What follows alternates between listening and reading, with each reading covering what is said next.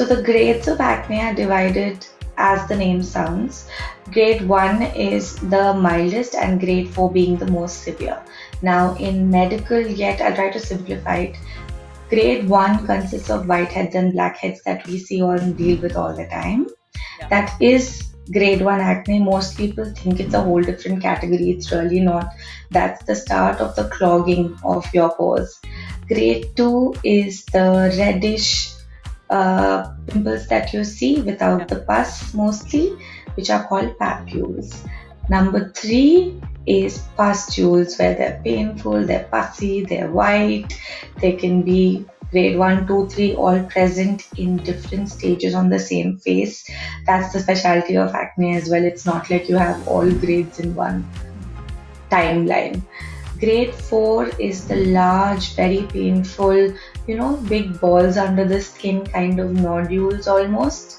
So it's called nodulocystic acne, as the name suggests. So that almost always grade 3 and grade 4 requires oral medication or some other procedures depending on the severity and extent and how much of distress it's causing that particular patient. Okay, I'll tell you guys a story that you should definitely not do at home. Okay. So there was this bride whose face we cleared up for we spent about 6 to 8 months. First of all, always go to your dermatologist well in advance. Please don't come 20 days before the wedding and say, make me, look like magic. I can't.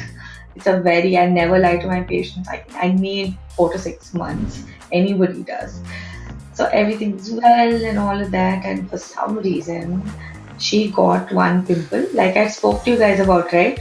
The 1 week before the wedding. Yeah. I think this was 6 days before the wedding. And madam goes on YouTube and sees somebody put garlic paste on the pimple. And so she goes 2 steps ahead because she wants to be smarter. And she cuts a garlic clove and tapes it with a band-aid on that pimple. Okay, now normally you can't expect we talk, our cheek moves. If you sleep, it's obviously going to move. So she, I don't know what she typed. She put a small piece of garlic, it's right here. Her pimple was right here. And she stuck it to the band-aid or a tape and slept. And the next day morning, she wakes up with an ulcer this huge. I think it was 3 centimeters in diameter, and she comes running and crying. And I'm like, what do I can't do anything to make skin regrow in 4 days. I actually medically cannot.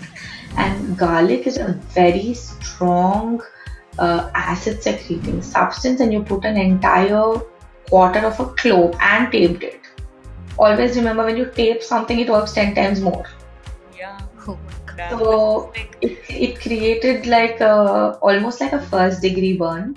Oh no. Right? So all I could do, what do you do? She's crying. So what do you do? So there are new gels called epidermal growth factor gels, which we use for ulcer patients, diabetic ulcers, burn cases and things like that. So what I had to do was, first of all, take care of the possible infection, antibiotics, all of that, but also give that gel just so that in 5 days I have to grow enough skin so that the makeup artist can at least cover it. That was the goal. I can't make it go back to 100% in 5 days, but I said I'll make it grow back enough for the makeup artist to cover it. So that's what we did. So things like this, can't do toothpaste, garlic, neem leaves, haldi balls, direct citric acid. You can't do all this. So I think one thing that I would kind of tell people who are just starting out with skincare is just take it slow. Don't include a lot of actives. So sometimes I get DMs, people tell me that, hey, I'm just starting out with skincare, but I have acne prone. So can I use vitamin C and salicylic acid and kojic acid also, because I have scars also. I'm like, don't overwhelm your skin so much. Don't use actives just because you are seeing that on Instagram or YouTube or Google or wherever. People are using it, sure, but you need to kind of structure your skincare routine in a way that you're not using all of these actives at the same time. And sometimes actives don't suit So for me, for example, I can't use more than 5% of vitamin C. Otherwise my skin breaks up. So the person also kind of matters how much your skin can handle. So to go slow, right? Use only, let's say, cleanser, toner, moisturizer, sunscreen. This is like the basic. Yeah. So start with this, and then if you feel like your skin needs more, then you can include a couple of serums. You can include a salicylic acid based serum once a week at night, not during the day. No exfoliation during the day. Definitely.